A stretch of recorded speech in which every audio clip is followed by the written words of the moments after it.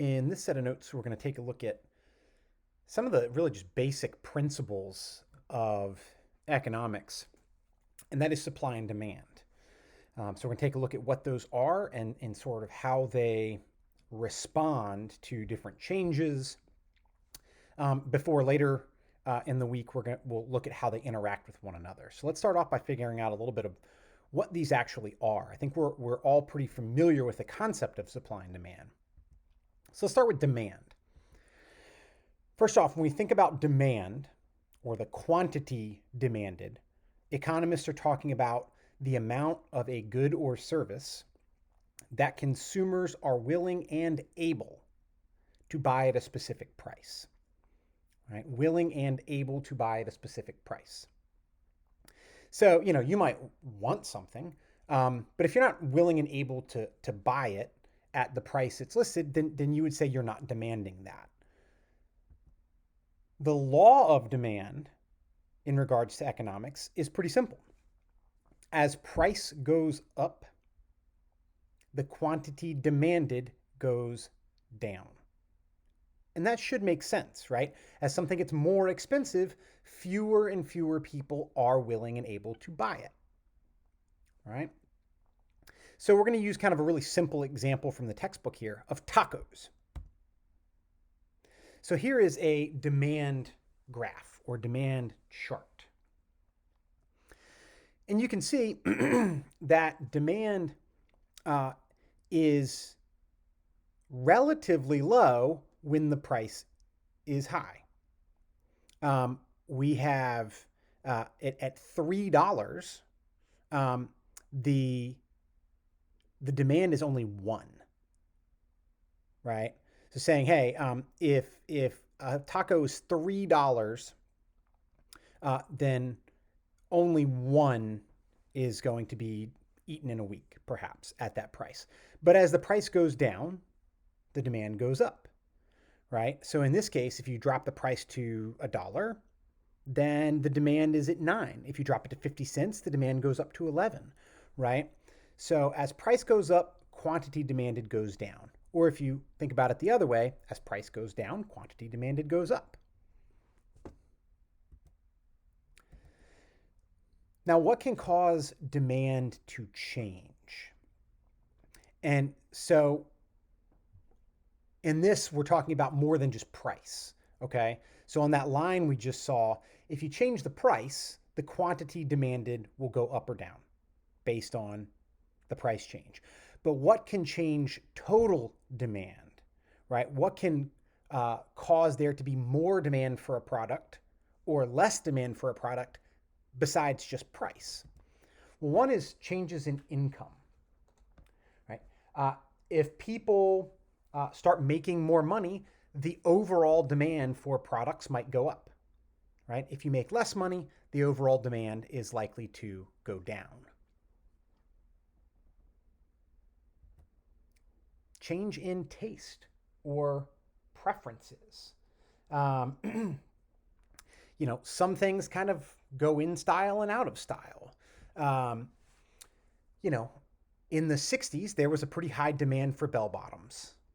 But people's tastes changed. And because of that, the overall demand for bell bottoms dropped, right? There was less demand because people's tastes changed.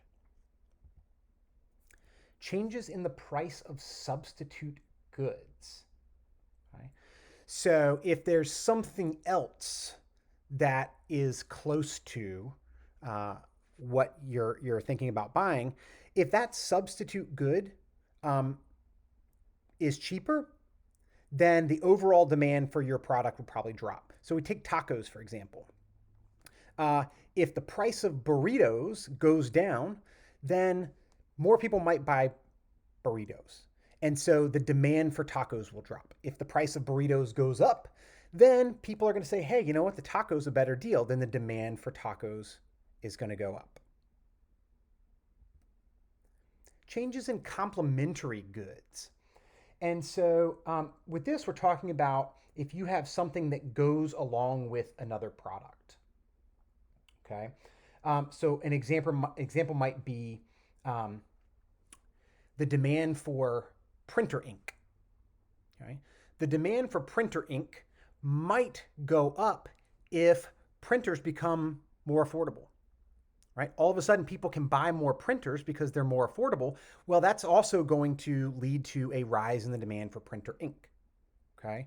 Or tennis rackets and tennis balls. If more people are buying tennis rackets, then the demand for tennis balls is going to go up as well. Right? And so when we're talking about shifts in demand, we're talking not just about the change in price, but what can make the overall quantity of demand either go up or down. And this is not a comprehensive list, but it's a lot of the things that could cause a shift in demand. As you can imagine, supply is basically the opposite. Okay, we're looking at the producer side here. So the quantity supplied is the amount of a good or service that producers are willing and able to offer for sale at a specific price. All right. So at $1, how much is somebody going to be willing to make?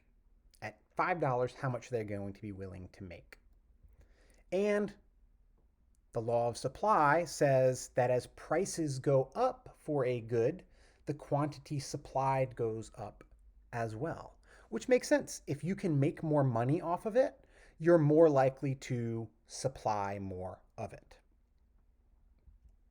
So here's what that might look like if we're talking about tacos, right? We have this woman, Jasmine. She runs the taco shop.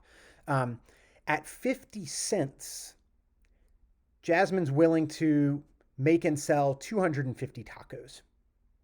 But if you raise that price to $2, she can make more money. Now she's willing to make and sell 400 tacos. If you raise it to $3, if she can sell her tacos for $3 each, she'd be willing to make and sell 500 tacos.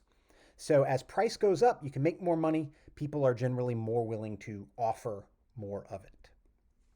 And notice that this curve is opposite of the demand curve, right? Because as price goes up, demand goes down. But as price goes up, supply goes up. All right, so what are some things that can cause the amount of supply, overall supply, to change? And again, here we're talking about other than just price. One is changes in cost, right? If the cost of what you need to make something goes up, then that's going to affect how much you're going to make off of it, right? So if things become more expensive to make, you're probably going to cut back on supply. Changes in conditions. These could be things that are just out of your control. If you are, for example, a farmer and a tornado rips through your area, well, that's going to affect how much corn or wheat you're going to be able to supply, right? Changes in the number of producers, okay? If you sell TVs and all of a sudden 5 more TV companies open up, then there's going to be a bigger supply of TVs on the market. If a whole bunch of TV companies shut down, there's going to be less supply of TVs on the market. And then changes in technology can affect the supply. If you think about, if you have technology that makes it easier to produce something, then that might lead the amount of supply to go up, right? And think about, robots and machines that can make a product faster, then typically supply is going to go up.